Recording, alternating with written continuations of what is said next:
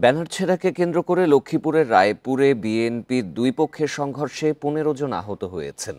এ সময় বসতঘরে হামলা ও দুটি মোটরসাইকেলে আগুন দেয়া হয়। বৃহস্পতিবার রাত থেকে শুক্রবার দুপুর পর্যন্ত উপজেলার উত্তর চরবংশী, খাসেরহাট ও বাবুরহাট এলাকায় এই সংঘর্ষ হয়। স্থানীয়রা জানায়, বৃহস্পতিবার সকালে উপজেলা কৃষক দলের সদস্য সচিবের ব্যানার ছিঁড়ে ফেলেন খাসেরহাট এলাকার বিএনপি কর্মী ফারুক গাজী।